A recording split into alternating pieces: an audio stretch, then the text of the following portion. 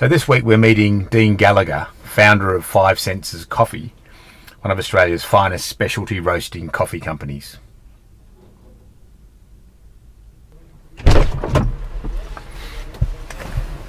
How are you, Robbie?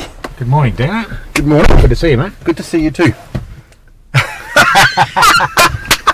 Good start. Classic. All right, you can get it on there. I was just looking around at your car. I can see why people faff around with it. Yeah, it's not easy to find. It's completely camouflaged. Exactly. Yeah, I'm heading off to Africa to watch the wildebeest assemble at the Mara River and try and get across without being gobbled up by crocodiles. Why? So I'm just kind of Just for contemplating what... Oh, just because, we've lived in Africa for a long time. Did you? Yeah, grew up there. Did you? That's a missing piece of the puzzle. I didn't know that. Yeah. Spent all my life, pretty much until I'd finished uni, living there. Whereabouts in Africa? First Zambia, Yeah. then Zimbabwe, Yeah. and then we did all of our high schooling in South Africa. Right. Yeah, so my primary school was up in a little school that was a boarding school up on the corner of Angola, Zaire, and Zimbabwe. Angola, Zaire, and Zaire. No, And Angola, Zambia, Zaire, and Angola. Oh, okay. Yeah, Right. right up in that little corner there. All right. Yeah, which was it was quite interesting kind of life that was. I bet. The place was so far away from everything. They had a 2-term system, so 4 months at school, 2 months at home, 4 months at school, 2 months at home. Right. And it took 2 days drive to get there. And it was basically a mix of expat kids and it's quite good. Yeah. So what was the connection then between, how do you get from Africa to New Guinea? What was the step there? Because that's where you were before you started 5 Senses, right? Yeah, so the Africa thing, it was just, I was the son of a missionary parent, so Yeah. that's where they were, and they never moved back. Well, they didn't move back until 07, so I was well and truly grown up by then. Yeah. The P&G thing was that was a whole different story to the Africa thing. I just did education, and I kind of quickly flew through the ranks as a primary school teacher into a position as a principal, and then applied for an international school position, Right. principal, and I got that in P&G. Right. And if anybody's been in international schools, they'll know that it's kind of like a professional version of backpacker land. Right. So once you're in that kind of vortex, a staff room in a international school is very much like sitting around the local YHA in Thailand. Right. Okay. Right. Everybody tells their stories about where they've been and what schools they've been to and where they're going next.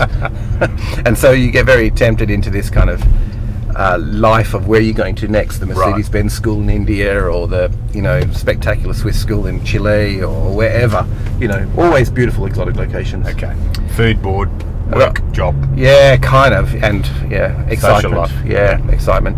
But it was kind of, we were starting a family, so we had to make a really big decision there and then as to whether I would. And Stacey had been great. She'd followed me to all of these, Exotic rural places. Australia, now Yeah. P&G, and it was kind of her time to be home. Yeah. And so we actually made a decision that we would take coffee that we discovered in P&G Yep. and see if people would buy it. And of course. Yeah. So came back, Yeah. built myself bought myself a little factory unit. Yeah. Bought myself a roasting machine from from America. Yep. Imported the coffee from P&G from one of the dads of one of the kids who had a mill. Yep. Got a graphic design company to design me a bag. When it was all ticked off, roasted coffee, put in bag, wandered around saying, "Hey, taste this. Would you like some coffee? Would you like to taste this?" That's right. Yeah, and that was the story. I am simplifying. Yeah. So you basically schlepped around that coffee all around the cafes and Yep. and Taste then this. Got some uptake and then what happened?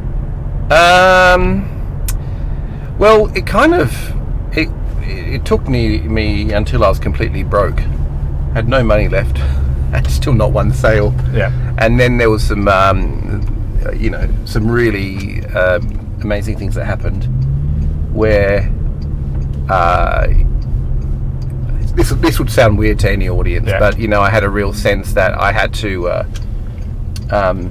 really acknowledged that any success that would come from this business I could never give me the credit for it. Yeah.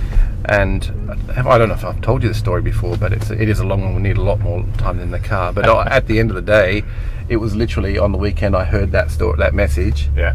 That it was a Sunday afternoon. I got a call from a customer I'd been trying really hard to get, and it just rolled from there. And it was just it went crazy. It went crazy. So I'm very cautious not to ever take credit for this success. Yeah, right. And that one customer, you remember who that was? Yeah, it was Walters River Cafe. Wow. In East Fremantle. Wow. Yeah. And from there, it just went. It went. Blossomed. It blossomed. Well, it blossomed. It kind of. I had to keep on reshaping what it would. In my head, this thing was going to look like. I had this sort of idea that I could, roast 30 to 50 kilos and survive. That's all I needed. Yeah. Well, that isn't the case.